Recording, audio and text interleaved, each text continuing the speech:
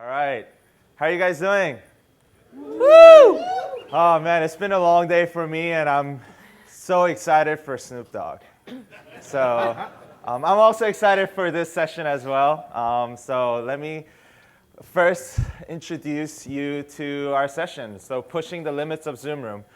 We're gonna take three of our customers who we saw who pushed their Zoom Rooms to the next level. And we wanted to kind of share this so that you guys can be inspired, so that you guys can go back to your offices and corporations and wherever you come from to take Zoom to the next level. My name is JJ. I'm a solutions architect for Zoom.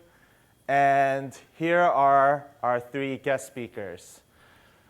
One thing that I heard today during Apple's keynote this year was Tim Cook opening the keynote by saying that he firmly believes when he gives people wonderful tools, it drives them to do wonderful things. And I think we've done the same exact thing with Zoom Rooms.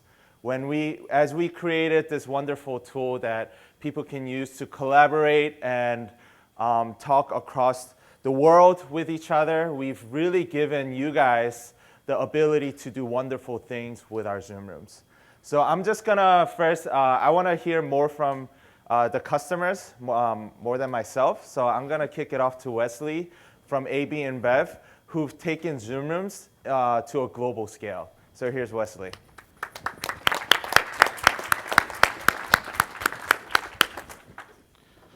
Hello, everyone. Good afternoon. Well, it's good to be here talking about our experience with Zoom Rooms and everything. And in fact, our video journey in AB InBev has started in 2014 with, we are a beer company, so. So we started in 2014 with only two telepresence, which leads us to a 4-year project of a massive implementation in our company. So we are busy in more than 30 countries, so it's very hard and very difficult to deploy that in a massive way. So as some of you know, it's very hard to achieve a good quality and good user experience on that telepresence because you touch in a very complex infrastructure. So you need to have MPLS, internet circuits, and many other different. And when you have, a lot of countries, you need to have different contracts, and you need to handle all of the different policies across the globe. So it was very hard.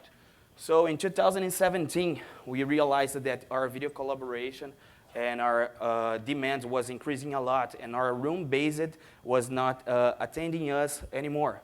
So what we did was Zoom came out as a potential solution to us, and we started to rolling out this in our company. So today, after 2 years, only 2 years, we have double our size. We have 1,100 Zoom Rooms already, which is 600 is all telepresence TPs converted to Zoom. We already achieved 85% our conversion, and we are expecting to finalize that on the next month by the half of November. So we will have all the telepresence operating. We have 10 immersive TP rooms, IX5000, which we have converted as well. And I will show some pictures, and I will talk about the devices that we have implemented there. And in the past, we used to have these 600 telepresence and only 200 users using mobile video collaboration apps, which was only our VIPs and our executive members.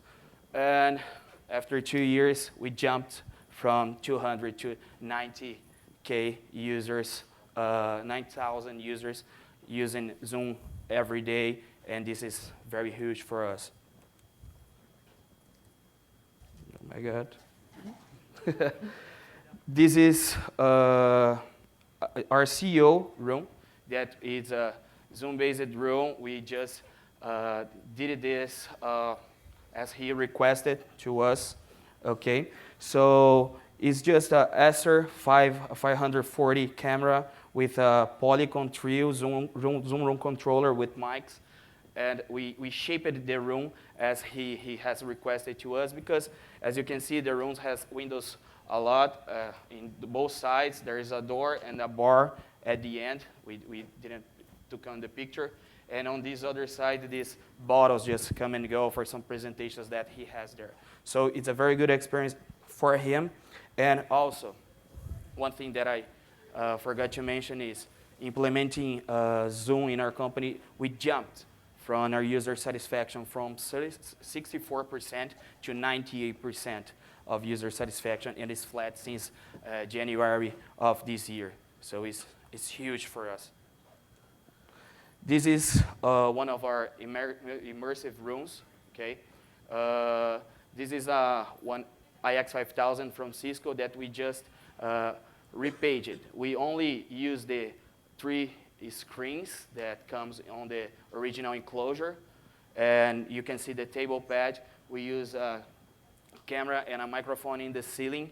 We are using now in those devices Panacast 3 camera, okay?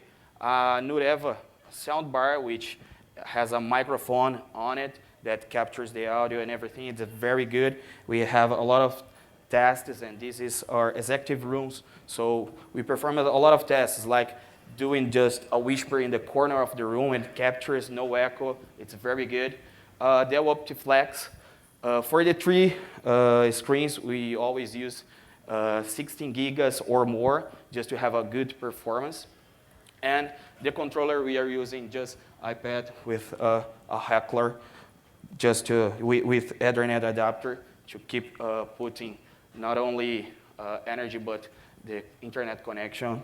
So we will keep this connected 24 hours. On a word of wisdom that we want to bring here is the bringing people together. Bringing people together is not only is a simple sentence, but has a huge meaning for us in InBev because it's our dream and also our principle number 1. So with Zoom, we have bring more the collaboration video for everyone. So people used to go to the office to have their meetings, and it was a problem. And as I said, we used to have only 200 users that were able, and 600 rooms across the world. So it was very hard to get in a meeting, to get in a video conference, and so on. So right now, we touch the people, we collaborate, we bring the people together with a more consistent way, and the affordability of the Zoom rooms has brought more results as our user satisfaction. And also, we have now 146,000 meetings per month and 26 million of minutes on meetings every month. So this is huge. This is a very great accomplishment for us, and we are expecting to expand this even more through this next year in 2020. That's it.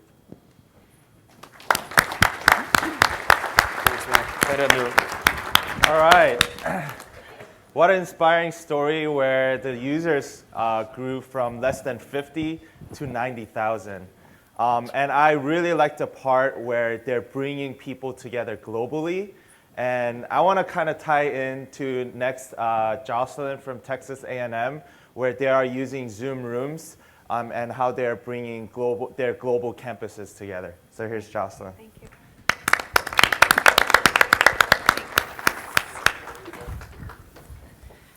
So we launched Zoom in April of this year. I started my position in March, and I knew that I needed to put Zoom in the hands of all of our students, faculty, and staff. So starting with students, that was my big driver. So that's what this image here is to illustrate, that I knew that to do what I was hired to do, I needed students to have this tool. So we have 79,000 Zoom licenses, and we just installed for the start of the fall semester about 64, 65 Zoom rooms, and we started with our classrooms. So we started with our teaching spaces. We didn't start in the conference rooms and the boardrooms with the executives. We started with this as a tool for teaching and learning, both on our main campus and then in some of our different branch campuses and higher ed centers around the state. So at Texas A&M, we've got one main campus, two branch campuses, one in Galveston, and then one in Qatar. In the Middle East, we have a higher ed center in McAllen on the border of Texas and Mexico. And we support over 69,000 students on main campus, and then another 5,000 to 6,000 in these other locations across the state of Texas and around the world. And then what I'm here to talk about today is our Zoom bus that we're in the works. And so I'll get there in just a second, but I want to lead up to the genesis of that idea. So as I said, we launched Zoom just a couple months ago, and it was a collaborative effort across Provost IT, Division of IT, Provost Communications, and then my office, the Office for Academic Innovation. And what this allowed us to do was really start to build a brand for what we were supposed to be in the Office for Academic Innovation, which is strategically growing online education at Texas A&M, shifting that enrollment at 69, almost 70,000 students on campus to online and growing to another 10 to 15,000 by 2025. So as you can see, we had a robust marketing campaign. We launched it quickly, and we really tried to think about our audience and our end users in terms of students, faculty, and staff. And this is our splash page, so we spent a lot of time looking at universities across the U.S. to see what they were doing, and we wanted to use the Zoom brand as to demonstrate our partnership and our step forward with the technology and A&M together. And one of the great champions of Zoom has been the deans, which has kind of been a surprise to me. So we've got 16, 17 deans. This is Dean Malavey, who's the dean of our Qatar campus in the Middle East. And he came to College Station, Texas a couple of weeks ago. And I was able to show him some of the features and functionalities of Zoom to help him stay better connected to main campus. And this is something that all of the deans have really championed and amplified as we move forward with the launch. So as you can see, we are distributed across the state. It's a huge state, so distance matters. What we're trying to do with our online education portfolio is really take the distance out of distance education, address education deserts that exist, and think about our different learner profiles who come from these different geographies and who it may not be realistic for them to come to College Station, which is a fairly unique location in the state of Texas. You can also see we've got locations around the world. One of our highest, when I look at our dashboard, a couple of our highest global use cases are in our research center in Costa Rica and then in our branch campus in Qatar. So at Texas A&M, you can see we've had a pretty significant jump in enrollment over the last 15 years.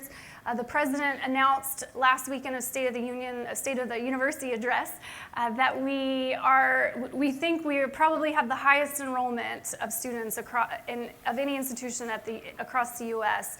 So how we accommodate these students, and almost all of them are in College Station, and it's a pretty rural area, but as you can see, our building footprint can only expand so far, and we can only keep up with this infrastructure for so long and make sure that the technology is keeping pace. So we're addressing this growth in ways on campus as we think about some of our new buildings that are coming online. This is our 21st Century Classroom building, which will come live next summer.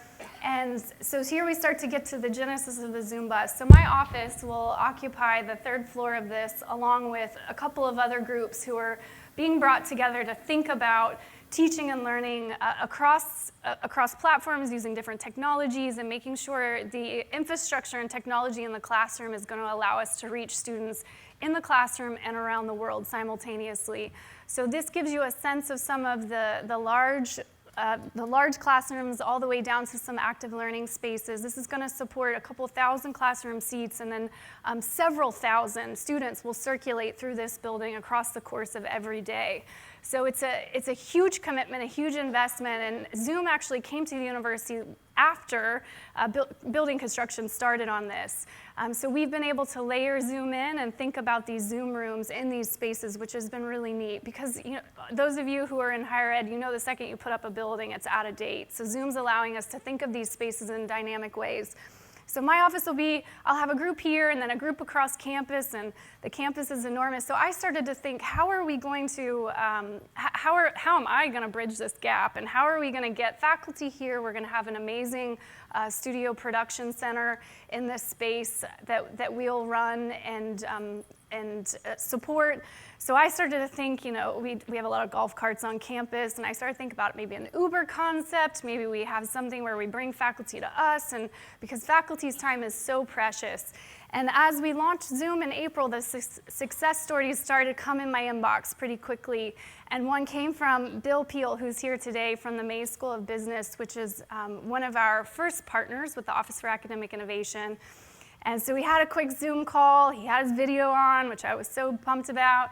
And he's like, have you thought about a Zoom bus? And so for me, that took that Uber idea and kind of flipped it on its head. And I was like, that actually solves the problems, because we have such a space constraint on campus because we have had such exponential growth in our enrollments that we don't have spaces we can convert to studios and to Zoom rooms in a big way that we need to.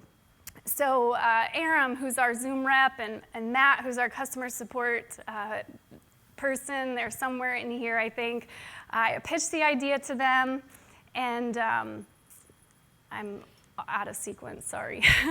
I pitched the idea to them. I was like, what would you guys think about a Zoom bus? And they were really, really supportive. So the idea behind this bus would be to equip a Zoom bus, and I'm going to bring JJ back up in just a second to talk about the specs.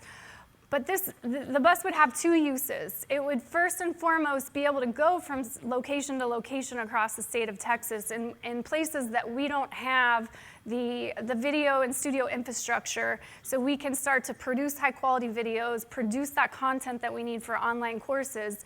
And then as we go from point to point, have something that we can be mobile in and have Zoom calls in. So JJ's going to talk about that for just a second, but I want to shift back. I skipped over an important piece of this story. And as we've launched the Zoom rooms, we've had immediate success and immediate interest, particularly by our Marcom office. So a couple weeks ago, we actually put Zoom on the map at Texas A&M. And we've got our 65 plus Zoom rooms as a layer on the campus map. And this is a way of thinking about our digital infrastructure and our physical infrastructure and really bringing those together, particularly as we move forward and move into this new building and we turn a corner with active learning and using technology for teaching and learning. So I'm going to turn it over to JJ to talk about the specs of the bus as we're thinking about them. All right, thanks, Jocelyn. So Jocelyn initially approached the PSO team to kind of help think about the design for the initial bus concept. And I really thought that we didn't really need to change much about our Zoom room to make it work for a bus. There are obviously certain factors that come into play, right?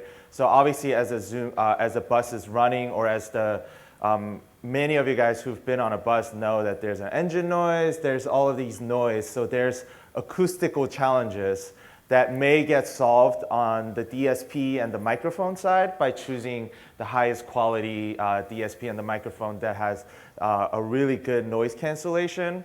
But step before that, I think we also need to think about the acoustical treatment of the bus that we're thinking about. And many of you guys might wonder, all right, when the bus is running, if there's a Zoom meeting going on, how are you going to handle the network side? So this is where the cradle point with multiple SIM card comes in. As you guys know, there's particular area, we are always fighting about who has the best network, right? So I have T-Mobile personally, but I'm always teasing my friend who has AT&T. And in a movie theater, see, I told you, you gotta have T-Mobile then, since you don't have service. So every place is different. So with this cradle point, you can actually have redundant network between different carriers, and it will actually fail back to whatever has service. So this is the big point that I think will help the Zoom bus work in different parts of Texas where it may be very rural, where it will be hard to get service. So, yeah. Super, thank you. So in preparing for this session, we had a chance to get together over a couple of Zoom calls, and this idea of mobility and how we address mobility with Zoom. This is something we've been thinking about early on. We couldn't wrap our heads around, is a Zoom room something that needs to stay in a room, or can we move it around? And so that's where the bus idea really started to take off.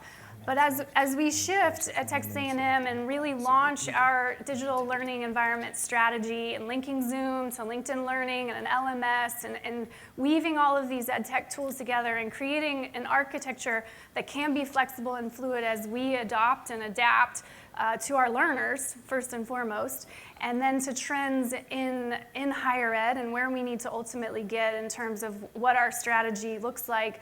This idea of mobility kept coming up, and so I've actually requested 20 more Zoom rooms, funds for 20 more Zoom rooms as we launch our new LMS to create pop-ups and think about taking Zoom rooms out of the classroom. So we're doing that, and Carlos and our crew from Instructional Media Services is here and can talk in great detail on what that's looked like to put Zoom rooms across several classrooms at a large institution with different configurations and technology in each. But we're gonna shift and think about what will this look like as pop-ups. This is a way of meeting students where they are, linking with different really big initiatives on campus. Our Student Success Initiative, which is targeting undergrads and increasing retention to ultimately improve 4- and 6-year graduation rates.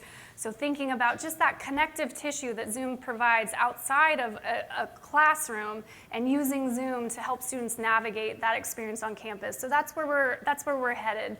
In terms of my kind of takeaway with Zoom is really build something you can put on the map. And we've done that with Zoom at A&M. We put Zoom on the map, and I try to use Zoom in every little pocket of time that I have to help me overcome some of the time crunches.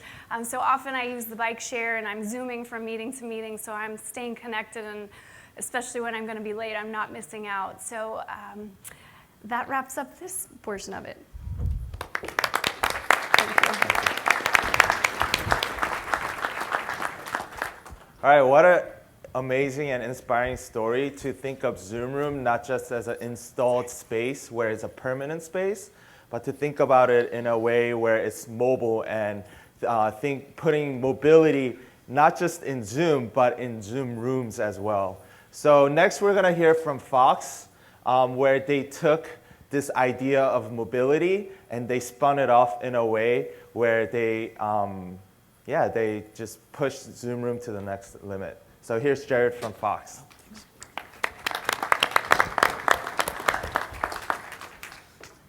So it just occurred to me as I was walking up here, until we can figure out how to put Zoom rooms on Mars, I think I have a rare experience that I'm going to share with you today about something that comes just as close as it can be. So at Fox, I had the opportunity to attend the FIFA World Cup in Russia, where we designed a Zoom mobile kit that is capable of being deployed in Russia and is a secure solution for the primary remote communications for employees working in country. Before we get to that story, I want to talk about the kind of Zoom partnership and where that began with Fox. So the Zoom partnership at Fox actually began in 2017. We found ourselves in a situation where we had literally dozens of legacy solutions deployed, and it became a very inconsistent experience both for the users and for our support teams. And so our mission became very, very simple. Convert 100% of all video conferencing spaces to Zoom rooms. Deploy the Zoom application to 100% of Fox users. And so on any new employee's first day at Fox, they're actually onboarded with our collaboration stack, which is what you see presented on the slide here today. Zoom, Slack, Quip, and Box. As you can see, Zoom is one of our primary collaboration tools, and it really helps us enable seamless communication across the enterprise. With that being said, how did we make this enterprise rollout happen? So there's a couple ways we did this. One, we formed an in-house internal support team capable of completing the deployment and the implementation. So this team is not only, is comprised of desktop AV engineers, but also audio and visual specialists who can look at the solutions that are currently deployed and figure out what it takes to actually get these Zoom rooms installed across the enterprise. So as you understand, we have the Fox Studio lot in Los Angeles, which is one of our primary hubs where we have the majority of our Zoom rooms, but we also have a hub in New York as well. And so during what we call the rapid deployment phase, we're actually deploying over 20 Zoom rooms every week, right? And so we started on the lot, somewhere that we knew, somewhere that we were comfortable with, somewhere where we could store all of the equipment. And that brings me to the point of standardizing on your equipment selections, right? Deciding when you're going to renovate these spaces, what is the difference between the equipment deployed in a smaller huddle space, as I'm sure you're all familiar, going all the way up to, say, your executive spaces that require a different tier of equipment. So understanding the nuances between those equipment selections, but also how are they the same. And so at Fox, we're actually a Mac house. We have over 650 Zoom rooms deployed today that are running off Mac Minis. And the reason for that is the image and the configuration. It's a lockdown solution. It runs our cybersecurity software. It's easily deployable, and it can, it handles the audio and visual elements very well. And so I know that's different across different corporations' environments, but we standardized on Macs. And that brings me to the fascinating story of how I ended up attending both the FIFA World Cup in Russia and the FIFA World Cup in France, deploying Zoom. So as you're aware, Fox Sports is the major official broadcaster of the FIFA World Cup in Russia. This was one of the most viewed sporting events in history. The actual Men's World Cup final garnered over 1.12 billion unique views. And so given the kind of global scale and of the operation in Russia, we needed to have a system in place that enabled our employees to communicate seamlessly and effectively and with the least amount of effort in as possible. And so moving on to the Women's World Cup in France just recently, I spent 3 weeks in Paris. I know, really difficult thing to do, right? And this actually ended up being the most viewed women's final in history as well. So really setting records for not only for Fox, but for women's sports and the FIFA World Cup as a whole. So let me introduce you to the Zoom mobile kit. And so this is a solution that, in partnership with Fox Sports, with the broadcast operations team, leveraging my knowledge of filmmaking, this is the case that I have for my video camera. Understanding that Pelican cases, if you haven't experienced one, they're almost indestructible, right? You could chuck this thing off a boat and your equipment would be just fine. So leveraging the Pelican 1510 case, which is actually a carry-on size. So if you needed to bring a Zoom room with you, you could bring it on a plane. The Zoom mobile kit has all the components that you need to set up a standard size Zoom room. So even with the extension mics included. So as you can see, we cut the custom foam inserts to size so that all the equipment is protected and it arrives safely on the other end. All the cables and peripherals are stored neatly on the bottom level. We leverage the Logitech group video conferencing system, which is the standard that's currently deployed at Fox. Obviously, this system, I think, is getting ready to go end of life. But with that being said, it's a very robust and functional system, and it worked very well for this use case. Essentially, what you see there is the Logitech group system, the camera, the speakerphone, the microphone, but also our standard Mac solution. So from an imaging and configuration perspective, there were only minor changes for the Russia deployment. So leveraging what you know, what do you do well, and then how can we apply that to the unique use case, and also the iPad to control the room system. So testing, right? This looks very messy, but this is functional. And one of our biggest hurdles, anytime you're going to send equipment all the way to Russia, you need to make sure that A, you have everything you need on the other end, and it's going to work, right? So testing becomes very important. This is actually one of our broadcast operations kind of lab spaces. And what you see at the bottom of the slide is what it's called our network in a box. So believe it or not, we brought the Fox network with us to Russia as well, in addition to the Zoom mobile kits. And the test that we performed here is taking all of the components from that kit specifically, connecting them with the network that's going to be deployed in Russia, and ensuring that everything comes up all right. Now, I don't know if many of you have dealt with the Mac Mini system and the iPad. You know that they both need to be on the same subnet, so needing to work with the networking team to ensure that those devices are communicating, right? The last thing we can afford to do is get all the way to Russia with the equipment and have some sort of communication issue or some sort of hardware issue. So diligent testing becomes very, very important.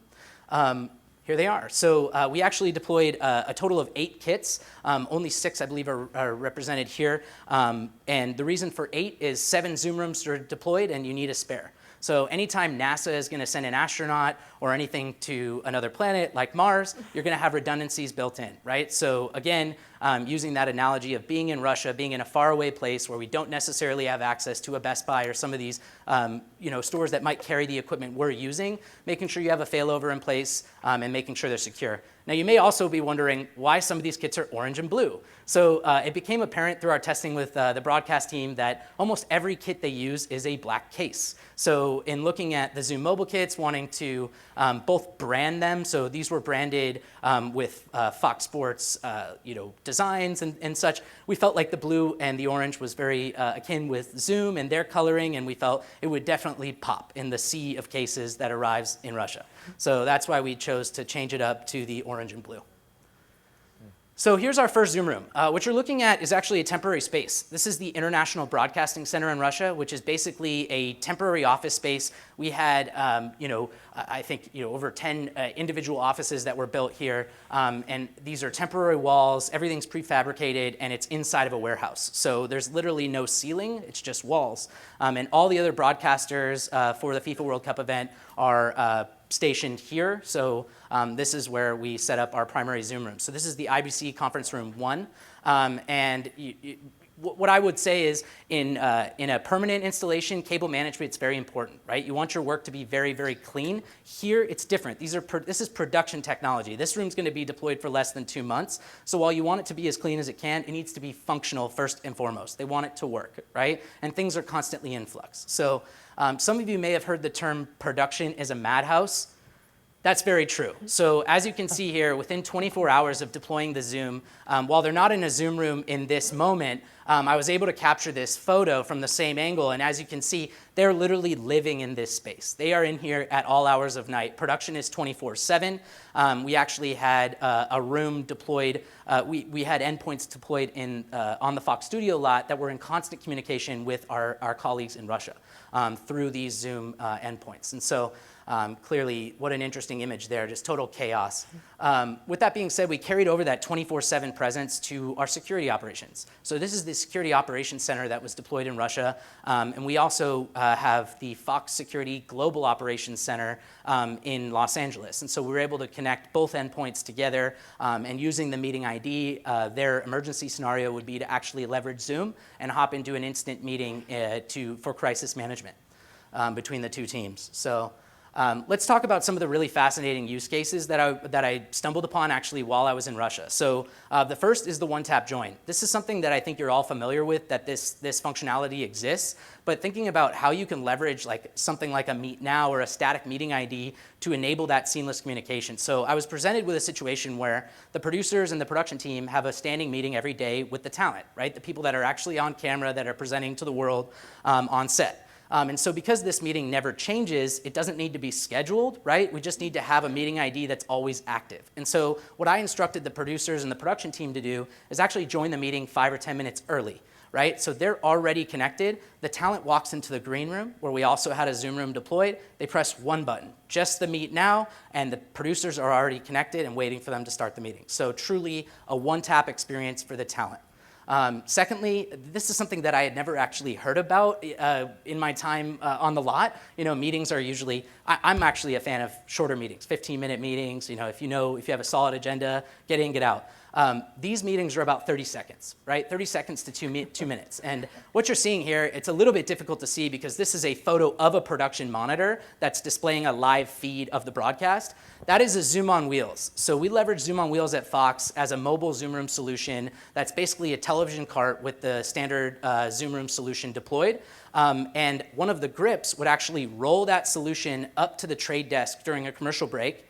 All the producers are joined. They have a 30-second to 1-minute meeting with the talent. Do this, don't do that. Say this, don't say that. And then they back it off, and the commercials goes live again. So truly, finding a way to leverage mobility in Zoom rooms to really enable even a better broadcast, right? And having that feedback loop, but also enabling productivity for the producers, right? They don't need to be standing on set waiting to give that feedback where they don't have their laptop readily available. They are literally in a war room with everything they need at their fingertips, ready to give the best judgment to the talent as possible. And then lastly, scheduling. So, these are oftentimes we have employees living in country for this event, it was close to 2 months. So I think bringing an element of home, bringing an element of familiarity, and also empowering your users to make the most of the Zoom rooms that we deployed, right? So we had 7 Zoom room resources deployed, and we leveraged Zoom's scheduling, the scheduling display with Office 365 so that everybody in country could book a Zoom room the same way they would book it at home, right? Just schedule the resource and it's reserved, and we have more collaboration than ever because people aren't stepping over each other.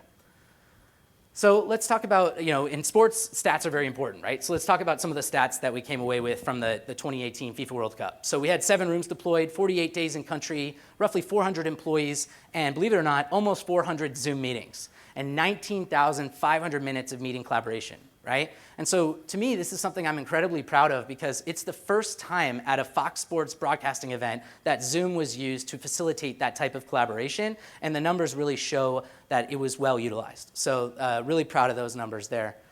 Moving on, we all wear many hats. So in a production environment, every employee is asked to do a number of different roles. So after I was finished completing the Zoom room deployments, I actually led the tech bar. And the tech bar is basically a space where, as you can imagine, there's a significant cost incurred with having an employee in country for one day. Right? There's security, housing, transportation, all of those costs just to get them there for one day. Now imagine they're experiencing an employee technology issue. They cannot effectively work.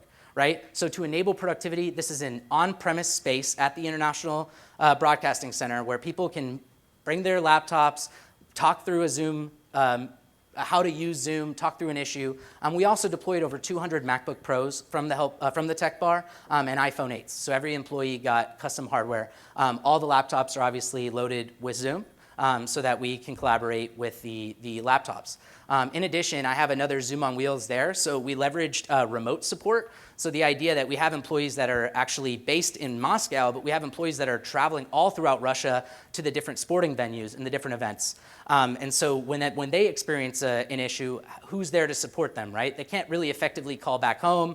There's no real Zoom support. There's no support team with them. So we leverage Zoom and the ability to use Zoom's remote control feature. So if they needed admin credentials, right? Start a Zoom meeting up, put in the admin credentials on your end, and issue is resolved.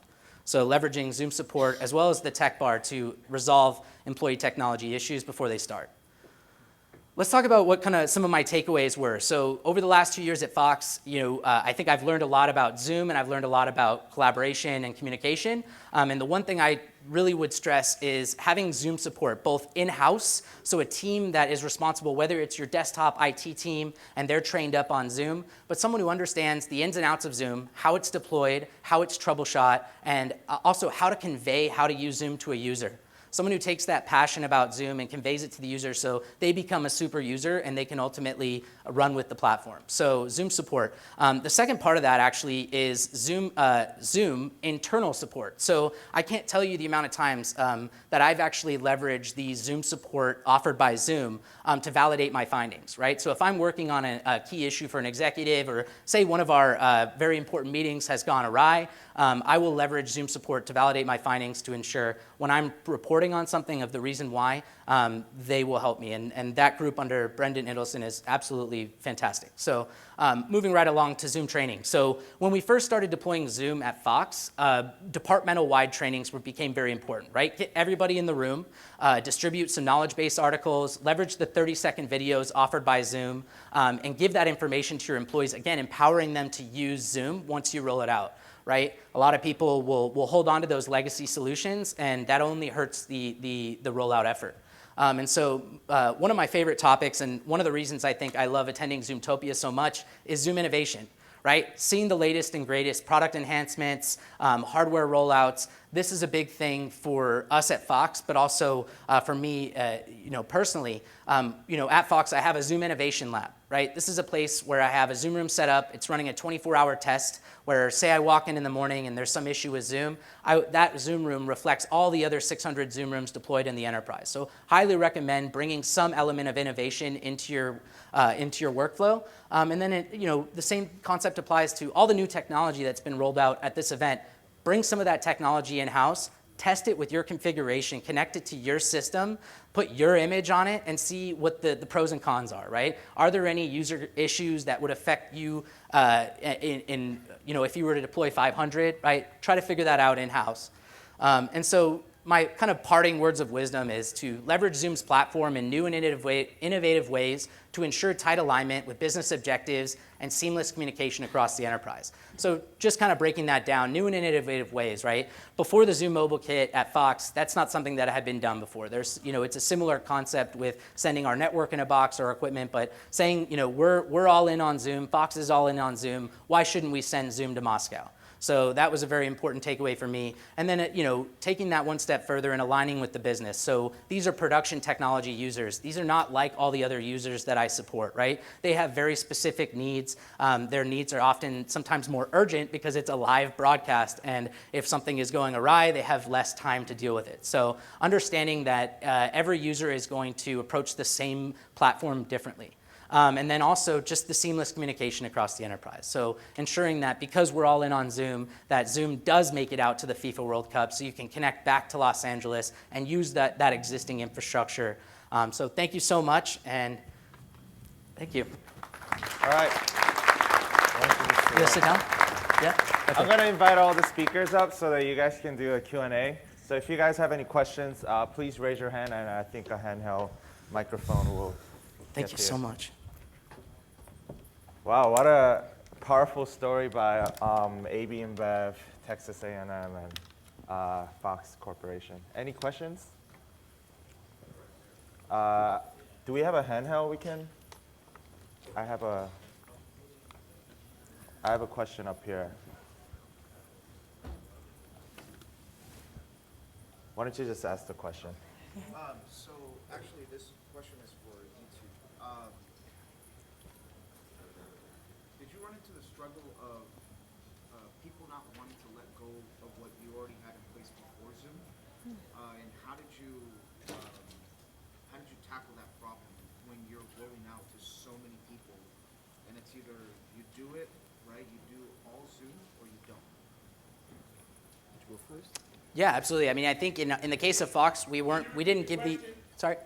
Yeah, absolutely. So the question was, how did we deal with users that maybe don't want to move to Zoom?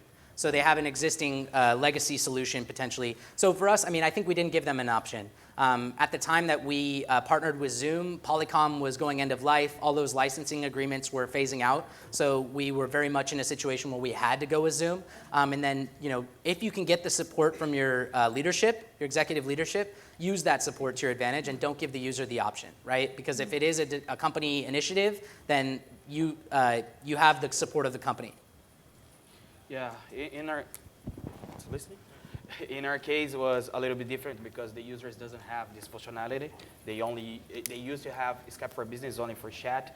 So when we roll out Zoom, they all have the opportunity to have meetings and using by their own computer, not needing to schedule meetings and try to get access to Java or something like this. But it's very complicated because, as I said, in a worldwide company, there's a different cultures, and you have to approach each piece of the world in one way.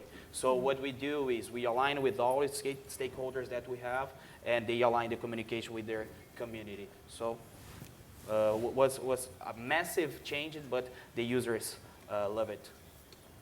Awesome. Any other questions?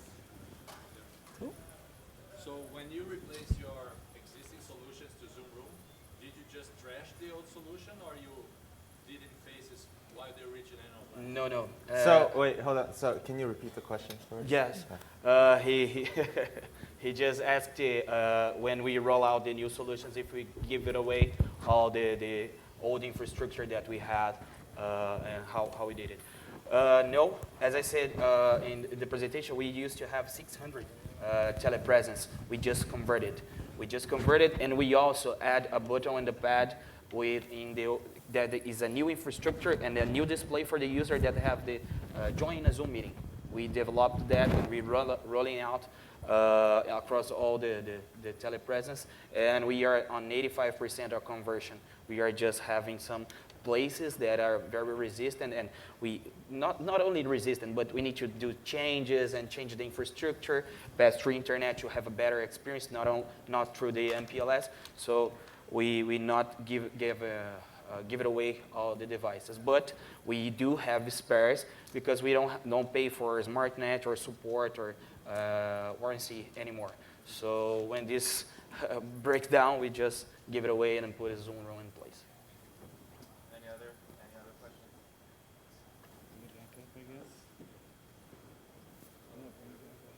I was wondering, especially from a university perspective, how do you guys deal with whiteboards? Because I know there are some people who just won't give them up. Sure. Carlos, where are you? Charles. I don't know if he's in here.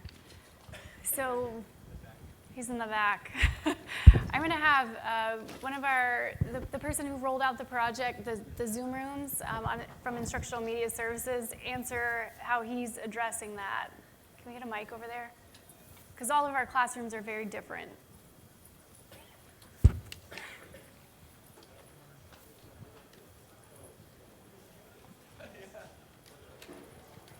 I can't see you over there. Yeah. Sorry. So we push a lot of our instructors to actually use document cameras, since we feed the document camera over to into the Zoom room, and we also have a camera that can actually look at the whiteboard. It's not quite the ideal solution because you get some glare in certain situations, and as rooms vary with lighting, but it's kind of the one solution we could push. We also offer Wacom boards, so Wacom or smart boards. It's split about half and half. So, and most of our users have swapped over to either the Wacom or the document camera. All right, I think that's the last question we have time for. Why don't we take the Q&A outside, and if you guys can make yourself available. Thank you guys for coming. Thanks.